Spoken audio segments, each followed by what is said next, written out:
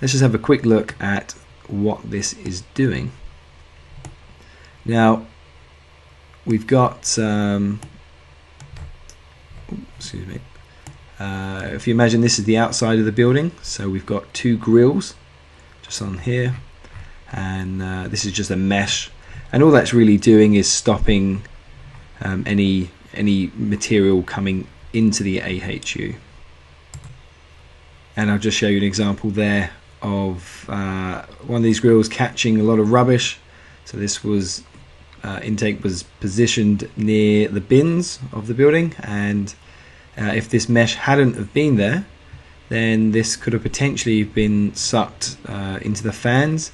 It should have been picked up by the filters on the other side, which we'll look at in a bit, but it still could have built up on the inside and caused some damage in there. So it's good to have a grill on the outside first to catch anything, stop any animals or anything getting in there, anything that could cause any damage. And it's obviously important to clean this off periodically as well.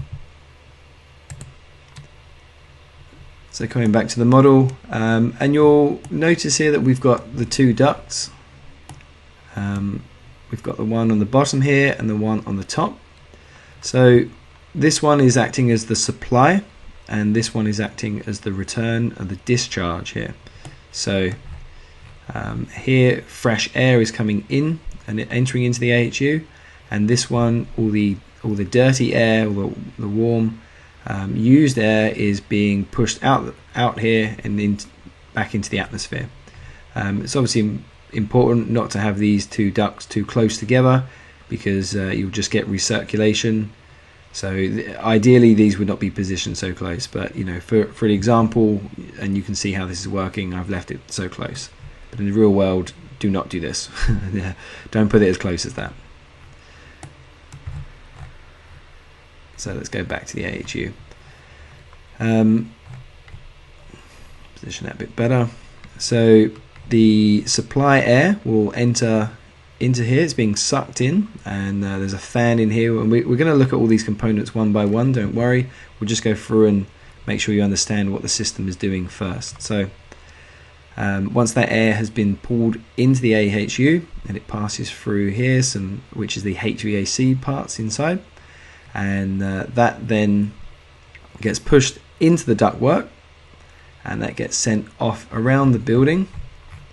It could also go into a riser here, and that can go up, and that could spread to several floors. It could go down below as well. It could these could potentially be positioned on the roof, and these could be supplying all the floors below. This could be in the basement. It could be feeding all the floors above up to a certain height, or it could be in this example where you've got one AHU per floor. Maybe these are all tenanted offices, so a different company rents out each floor, and they want full control of all their air conditioning, HVAC. So in this example, this is just a simple example where we've got two main offices and a private one maybe, and this is per floor. So that conditioned air is then entering, and then it channels off here into this ductwork, and then comes out these grills, enters into the room. It will come and is dispersed and diffused into the room. These will be carefully positioned and designed to make sure that there's adequate flow in the room, and that it's capturing the right areas, and that will carry on through all the rooms here until it's got a dead end, or it could continue to more rooms, but it will cap off at one point, and that conditioned air then enters into the space where it will be circulated around, and that will then control, it will heat up or cool down the air inside, changing the humidity as well. It will also, if you imagine this is a room full of people on computers, maybe it's a call center, there's a lot of heat being generated in there, so you've got to get rid of that. You need to supply cold air or cooler air to it. You don't want to be too cold because the staff are inside, and if you imagine someone sitting underneath here, they don't want 6°C air being dumped onto their heads. They'll get sick and they'll be off work. So you've got to maintain certain conditions, which will be agreed on in the lease of the contract as well, and also the level of fresh air in there as well. So there will be sensors in this room measuring the amount of CO2, the temperature, etc. And then over the back here we've got another grill, and this is going to the return ductwork. You can see I've also labeled them here, supply and return. So all that air is going in, pushing into this room, circulating around, conditioning it, and then it's entering back into the return duct, and that makes its way back into the return side of the AHU. And there is also a fan in this one which is sucking that air in, and that's blowing that into the main chamber and then off. And then we'll look at it later, but there's some dampers in here, and that will control how much of that air recirculates and how much of that goes back and is rejected out of the vent here into the atmosphere. So just to show you some examples of what AHUs might look like in the real world, here's just a few examples of ones I've been working on over the years, and you'll see here this is a very small AHU. It's only supplying one room. They're kind of a medium-sized room, but it's got the same setup as a larger system, although this one is just recirculating the same air within the room, and there's an extract elsewhere for and supply for fresh air. But this one, it's just bringing in that return air. It's coming in, it's being filtered. You can see you've got the pressure gauge here, and we'll look at this, each part of this more later on as well. Then we've got the heating coil here. You can see you've got the flow there, and then it's returning. And then we continue, there's another panel, access panel here, and then it hits into the cooling coil, and that has the flow here and return going along. We've got some pressure gauges there, and then it continues through here. Looks like there's another filter here actually. We've got the pressure gauge going across there, and then inside this part here will be the fan, which is sucking all this air in and pushing it through, and that then pushes that air up back to the space. The second AHU which you're going to look at, this is slightly different. It's only got a cooling coil on it, so the air is coming in here and it's being sent off again, off into the space. But you'll notice that this one has got some VFDs on it, some VSDs, variable speed drives or variable frequency drive, and they control the speed of the induction motor, which is connected to the fan.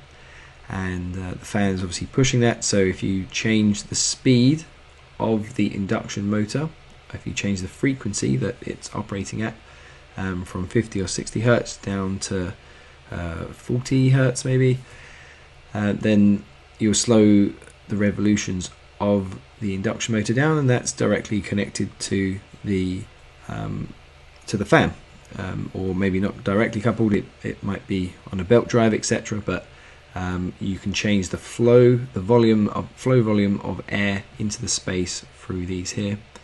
You'll also see these isolators here, so you can cut the power off to whatever they're feeding. So these two here will be directly feeding the fan as well, or the motor. And the final example, this one, this has got the flow and return on top of each other, but you might notice that this has got two heating coils on it, and also that the air on this one actually comes in and transfers. This is fresh coming in and is supplied here, and then the return is coming in and it crosses over down here, out and away. This is a much more complex version, which we'll look at in future videos. Right now you don't really need to understand that, but I just thought I'd show you some examples of what AHUs will look like in the real world. Now, to open up the AHU, you're going to need to open some of the panels up, the access panels, which are purposely there for that exact reason, so you can climb inside and have a look or fix or change the filters, change the belts, etc. So on the AHUs, on the panels you can access, you'll see these handles here. You might have handles, or it might just be a panel key fitting. In this instance here, they've got the panel keys there, so you would undo these and just lift those off, and in this case you would just turn these and that will undo the hook, and that will allow the entire panel to come off.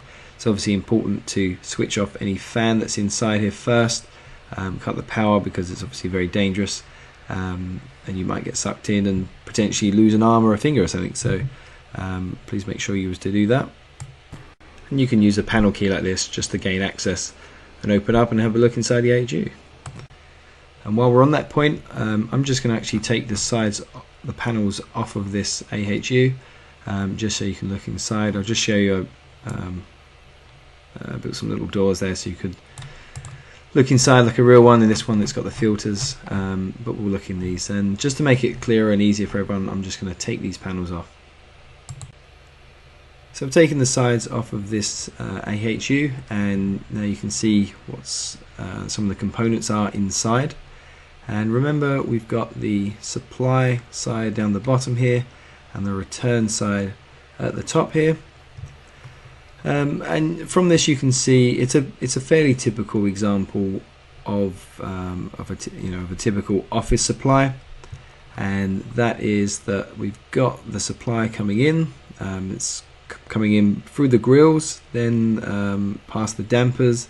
It's coming in, it's got the panel filters here, then the bag filters, then it's passing through these coils. In this configuration I've done it that heating is first and then cooling. You may have it just heating, you may have it just cooling, you may have cooling before, and you might have some humidifiers, etc. in there. But this is fairly typical, at least for the UK and most of Europe. And then we've got the supply fan here, which is pushing that conditioned air off and into the ductwork to go around and feed the floors, where it's brought back through this ductwork here, being sucked by this fan, again driven by this induction motor, and that's pushing that air into here. And then when it gets to here, the controls or the BMS system is going to decide how much of that air being drawn out will be sent back outside, and how much will be sent back into the building. And there is a reason for that. Now you don't have to have this here. You could have that duct straight across and this also duct straight across, so that these two are not connected. Now and that's certainly the way in the past it was achieved, but it's really expensive to do that. So if you imagine if you didn't have this connection here, then all that air that you brought in would have to be filtered, heated, and then cooled, and then you've spent all that money in the heating and the cooling. Remember the cooling is coming from that chiller, and the chiller costs a lot of money to actually produce that cold water, and also just to maintain all the system and have a good maintenance regime for it. And you've also got a very similar system on the heating side, and that's coming from the boiler, and that's the hot water is then coming up through the riser and entering into this heating coil first as well. And so you spend a lot of money on that, and it's gone through and around the office, etc. And that air will then be collected, and if this wasn't here, that would just send that straight back out to atmosphere. So all that conditioned air, not all of it will have been of use, and that would have been pushed straight back out. So by having these damper arrangements here, you can divert some of that back in, and it will usually depend on outside air conditions for one, and also the level of CO2 in the room or in the return duct here. And if the conditions are right, then it will channel some of that back in, and that means that the heating coil will not need to do as much work, or maybe the cooling coil, maybe the humidifier will not need to work. So you will save money by returning some of that air back into the system. Obviously there will be some fresh air. It's usually about 10% of all the air coming in the going around the system has to be fresh. but there will be some set points in the BMS, the building management system, which will control all that, and the controls experts will set that all up. But we will look at some real examples of this, not in this video. In this one, obviously, we're just covering what's happening inside the AHU. So one of the first points I'm picking up there, and really drumming on a bit, is these dampers here. Let's just look at that from a better perspective. So we've got the dampers here, and these will all be connected via controls. I've, in this example, just mechanically interlocked them, so that as we open them, they will all begin to close. So if this was at 100% open, then that means it's 100% fresh air coming in, and that's going off into the AHU, and that also means that 100% of all the extract air is being pushed back outside, because these dampers are now closed.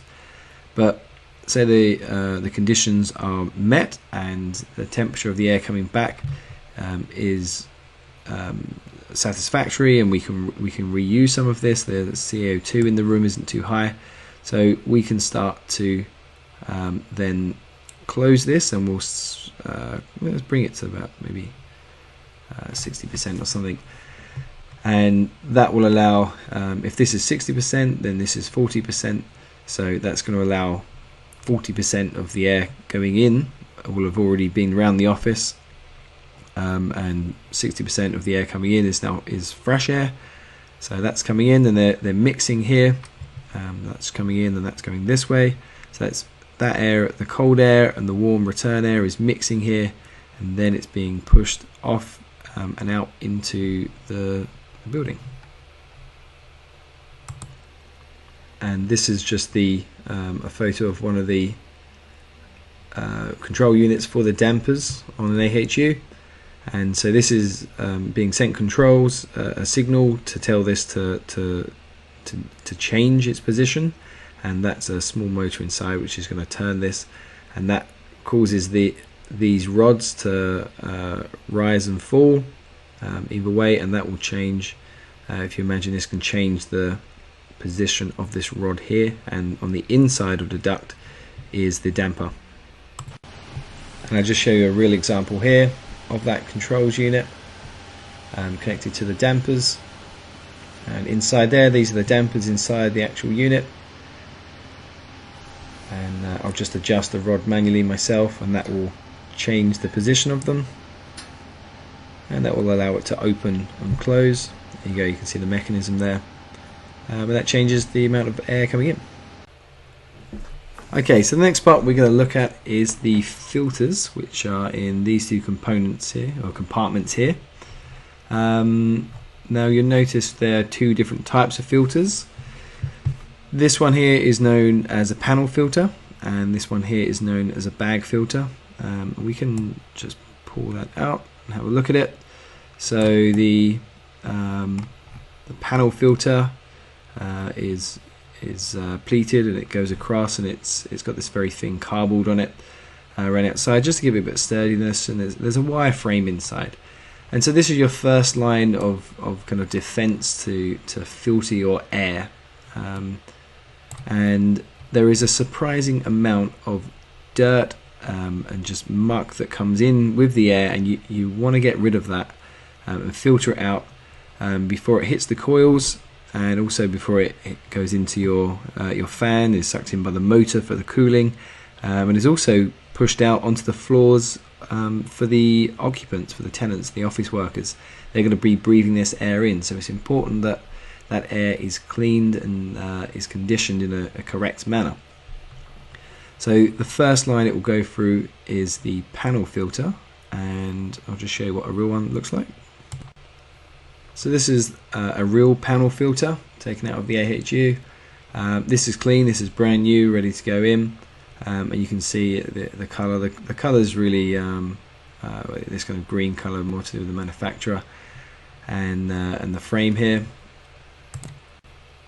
And just to give you an example here of how that would look inside the AHU in real life. So we've got 4 panel filters of different sizes, obviously, slightly different design here by a different manufacturer, and also the material that is used, the thickness or the thickness of this filter material is what's going to capture the most dirt and germs, etc., that's going through there.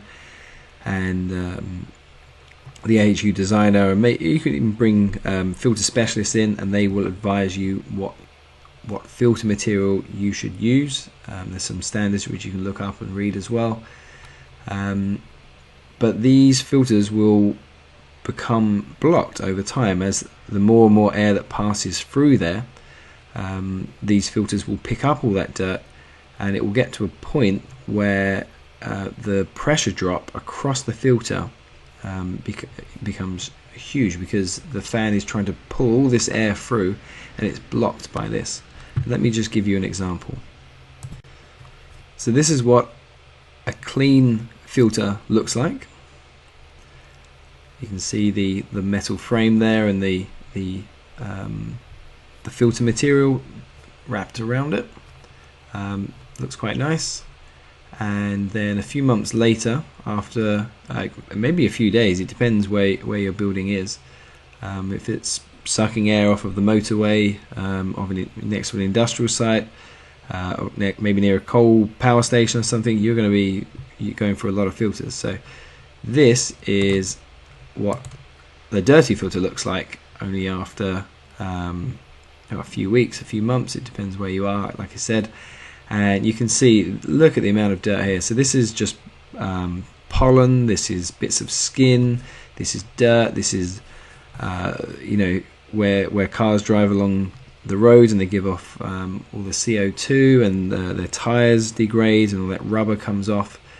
This is all coming in, this is all collected on here. So this is why it's important that you have filters on your airstreams, and that you clean these regularly, just to make sure that is not entering your building, into your equipment, and also that the occupants inside are not breathing this in. You'll also find some information on the side of most of the panels, so you can see the size there. You've got the product description and the company who makes it, but you've got the size of the filter there. This one's in inches. Who the customer is, I've just edited that quickly. But more importantly, you've got the direction of airflow, so you know how to install that within the AHU, how to slide that in so that the air will be passing through this way and out off into the supply duct. It's important to get that round the right way. And just to show you a filter here, this is obviously a new one. Just show you the thickness of these and the materials they use, so you can see straight through it. The light passes through. It's very thin. It changes in density, but yeah, it's very thin material. The thicker the material, the more you will capture, but then the higher your fans will have to work, so the more you spend in electricity. The second line of defense there is your panel, your bag filters even, and these usually kind of these jagged edges, so the bags go back a certain distance, and they will change that. And that changes, if you imagine, the surface area that it can capture. So it comes along there, and these can slide in and out.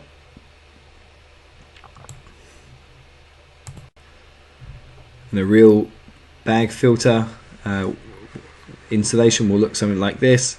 In this example, you've got the panel filters almost directly coupled to the bag filters there. And if you imagine the air is coming through these really kind of inflate as they add resistance to the flow of air, and these will start to clean and capture all that the dirt out of the air, which we saw earlier. And here's one of the bag filters. We've just got out of one of the boxes, just to show you the sort of material it's made out of and its construction. You see these bags going back to capture all that air. So this is how they look like inside the AHU. You can just move there, they're very light, and you can just slide them out like this also. Sometimes they'll just have these clips here, so you can't slide them out. You just rotate these and you can just pull the clips off, take the panels out by rotating these. One way to monitor how dirty the filters are becoming is to install these pressure differential sensors onto the sides on the panels. This is just a manual reading, so you can see here it's reading in pascals on the bottom, and an inch of water along the top, and this will change as the pressure increases across there. So there's no pressure drop at the moment, but as this goes down, as the filter becomes more and more dirty, it becomes greater and greater. And so this is measuring the difference between the intake and the suction side of the across the filter, and that's how you know how dirty it is. A really good tip is to actually mark these, so put a sticker or draw a pen or something to display what a clean filter mark should be and where a dirty filter mark should be, and that way when you do your walk rounds, when your maintenance team does the walk rounds, you can go along and if it's dropped below, say it was at 150 pascals, if it's gone down to 200 the red dye, then you'll know that you should have changed the panels or the filters by now, and then you can get the maintenance regime in place to do that. You can also automate this, and if you've got the capability of a BMS system on site, a building management system, which is computer controlled version of your maintenance guys, then this will all be built into the system, and it will give you an alarm, and you can monitor and then also do some analysis on that data as well. So this is a digital reader here, and you can see the supply side is being read through the pipe there, or the tube, and then this tube is going around to the other side of the filters, and it's just a hollow tube really, which is going to suck that in, and it will take the pressure reading across that. It's a slightly different type, and that is just basically taking the pressure reading across the filters, and it will send an alarm, an alert to the BMS that the filters are ready to be changed because the pressure drop has increased too much, and indicating that it is dirty. Now the next point we've got here is the coils. So we've got the heating and cooling coil in this configuration. The AHUs you'll come across in industry may be slightly different to this. They may, like I said, only have a heating or just a cooling. They may have a humidifier in place, etc. So, but for this example, we're just going to look at having a heating and a cooling coil there.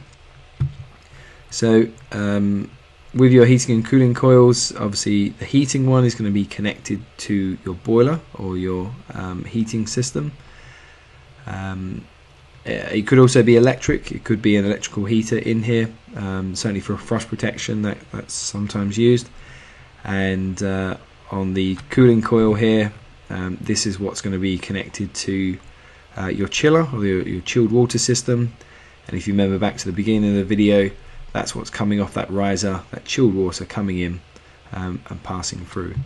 And it's good to have this connected so that the flow, the coldest water is coming in and the hottest water coming in, and it's entering through the base of the coil and passing through. You'll get much greater efficiency out of this because it's going against the force of gravity, so it gives it a little bit extra time just to give off its heat. If you configure it the other way, then it's got that extra momentum of gravity, so it will pass through there and not all of it will give up all of its heat. But this is maybe a step, advanced step, and we don't need to worry so much about it yet. Let's have a look at how the cooling and heating coils work. So if I change the view here, apologies, it's going slightly boxed as my RAM is starting to run out on this computer at the moment,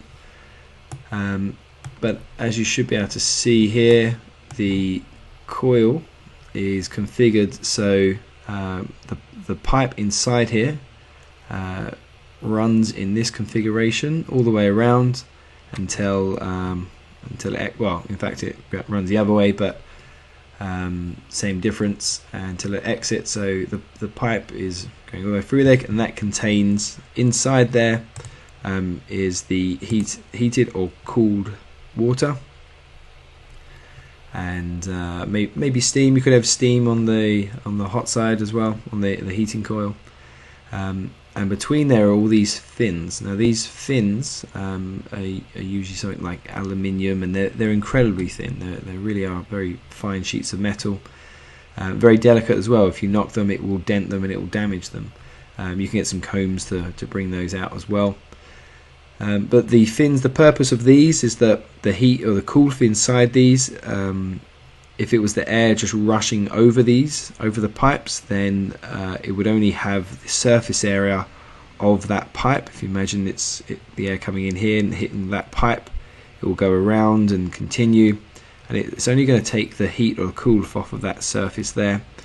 You'll also have these large gaps here where the pipe, there is no pipe, and so the air will just pass straight through and will not touch that.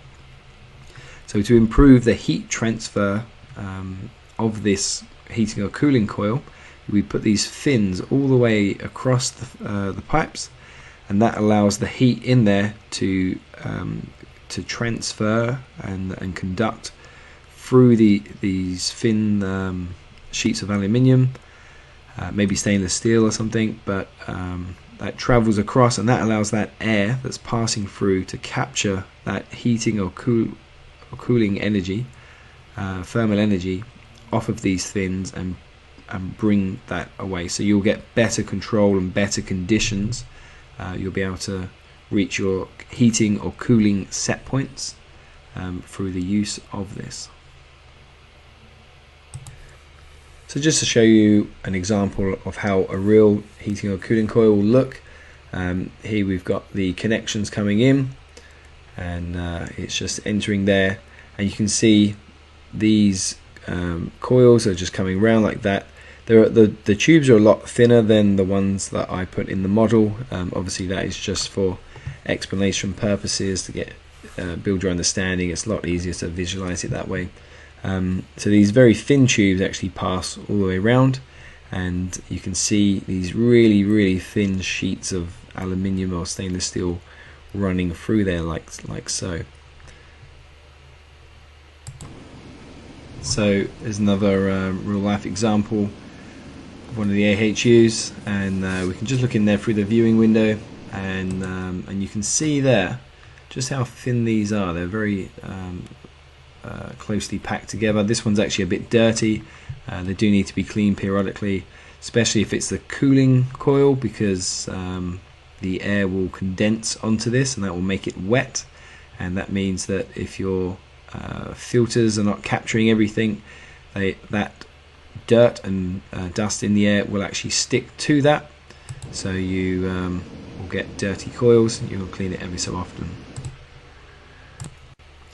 This is a heating coil, and we can just see there the flow coming down here, entering into the coil, and again you can see just how thin these coils are. You can see a few dents there as well.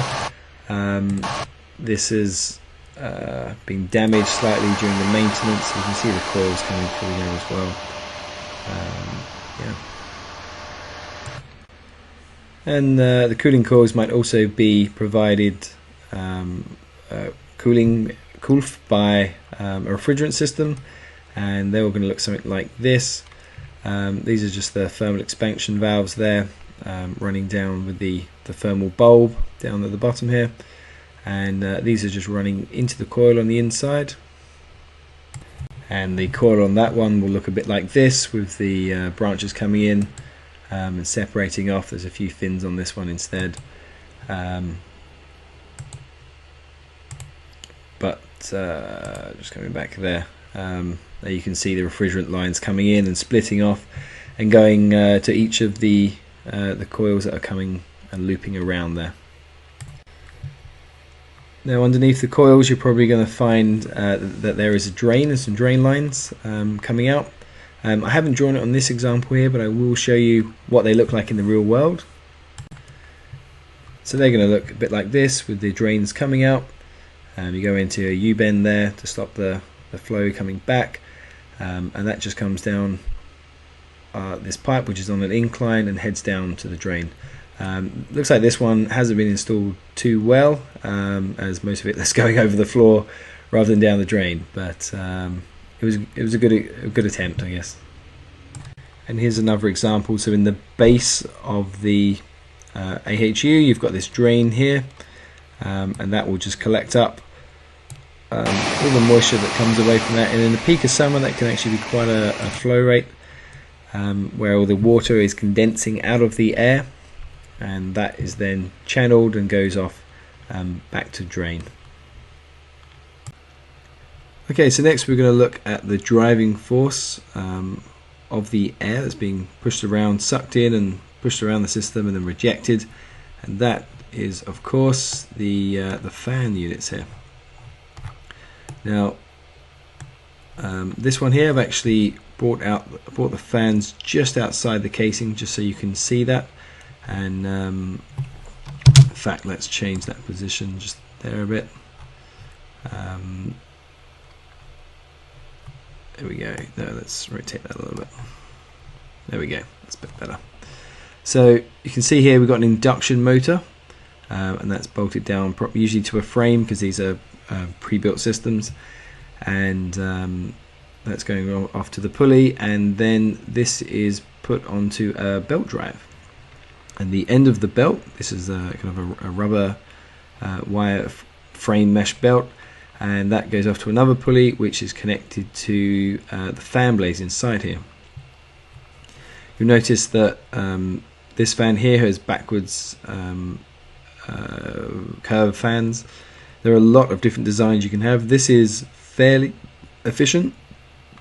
There's a new type of fan out which is actually much more efficient than this, but I like this one just because you can really visualize what's happening there. And I have coupled these so that we can actually, as we rotate the motor, you'll see there that rotation is being transferred through the belt. The belt is then driving that pulley, and the pulley is then driving the fan there, driving the fan blades. So as that spins, and it goes faster and faster and faster, and that draws that air. All that air is being traveling along the duct there, and it's being sucked into these sides here, on the back and the front as well. So as that induction motor there and the pulley spins, it pulls all the air in, and that starts to fill this void.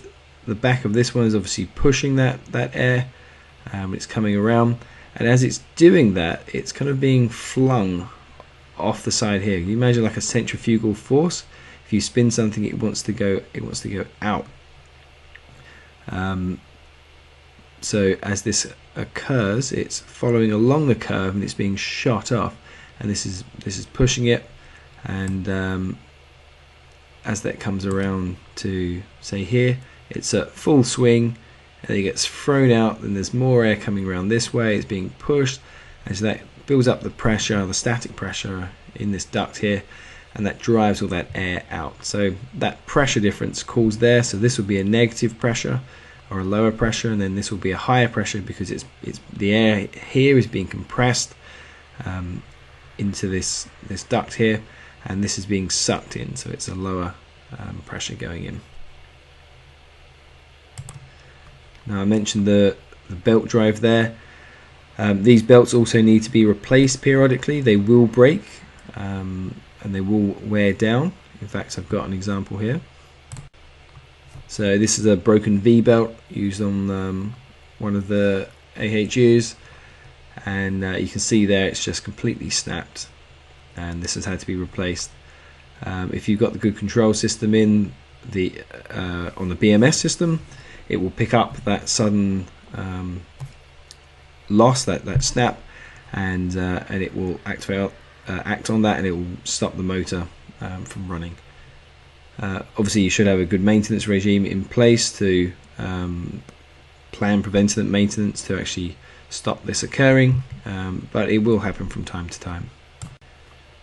Now this is what a real induction motor and fan looks like. This is pretty much what I've based mine on. You can see the design's slightly different, but I've made it for illustration purposes for our one. And here you can see you've got the power supply coming in into the induction motor. This cable may go off, and that may come out there, be fed by one of these variable frequency drives, variable speed drives, which we talked about earlier, and that controls the speed of the induction motor. And obviously they're going to the isolator, and that can be manually controlled, but it should be in auto mode. You'll see on the panel there. Maybe we'll do another video on that actually. And that goes also to the BMS, so everything's automated and can respond in real time. And so that's the power unit there. And then this is the pulley here. This is the drive shaft, which is being spun by these the magnetic field inside this induction motor, and that's rotating these pulleys and driving this pulley here, which is directly coupled here to the fan blades inside this fan here, and that's where the air is being sucked in here, and then it's being pushed into the duct and then off into the space. Here's that fan in a video here, just so you can see it in kind of real life. There we go. We've got the fan there. You also get these data plates on there, and you can just see the top of the pulley there as well.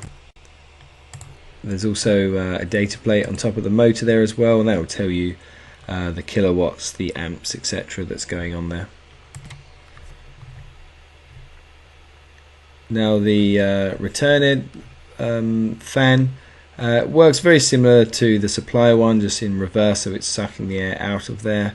I've just again done a simple explanation here of how that would work.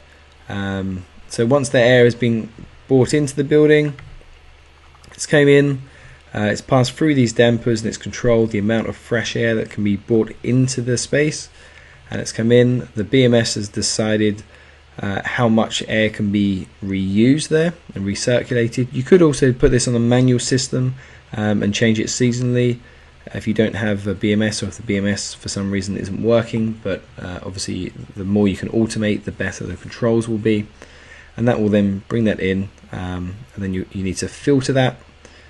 Here we've got two layers of kind of filtration protection. Then we're going to go through, we're going to heat the air up, and cool it down, or heat it or cool it, etc. Maybe change that to change the psychrometric properties of the air.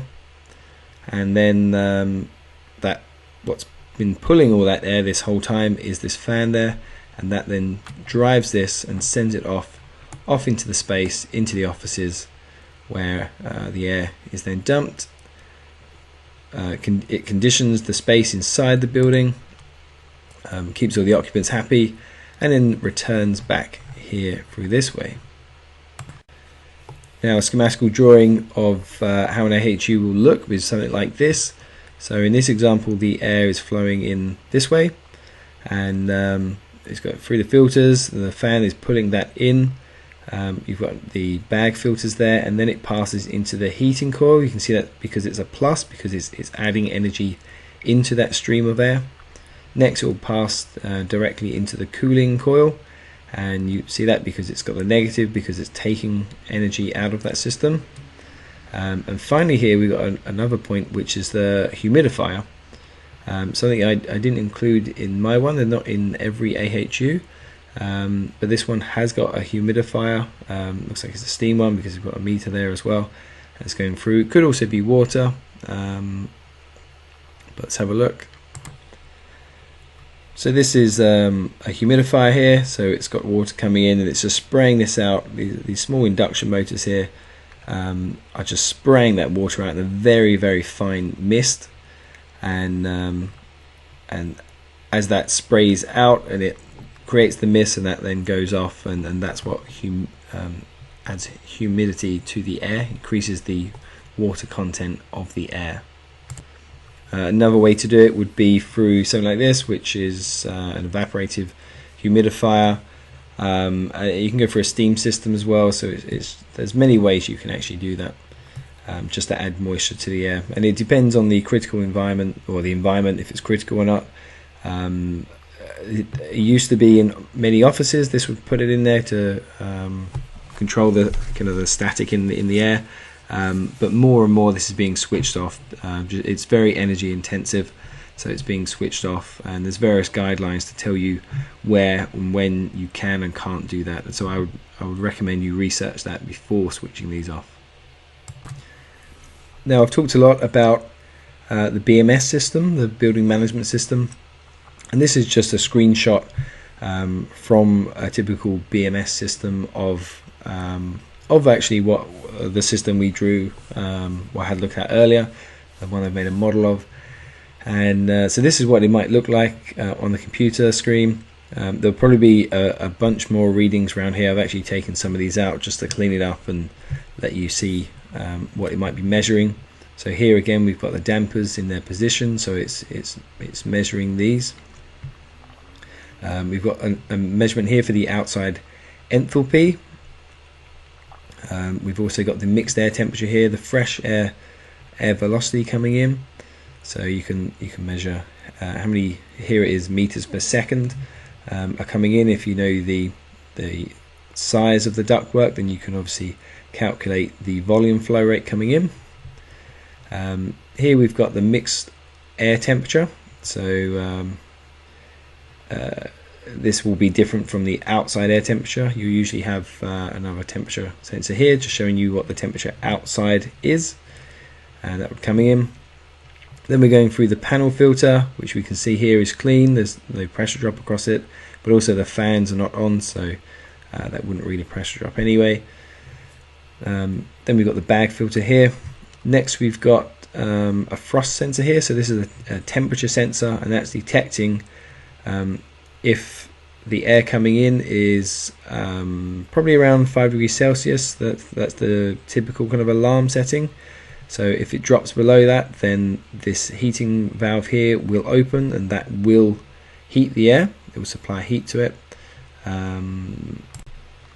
So here is a frost temperature sensor. You can see there it's set at 5 degrees. So if the temperature gets to that point, it will kick this on. This is an electrical one, so it's just going to add heat the electrical elements inside, and that will warm that air up in there and bring it above 5 degrees. Because if it got too cold and it hit the pipes, that could cause the pipes within the coils to burst, and obviously you'll leak that fluid into the air, and you don't want that to happen.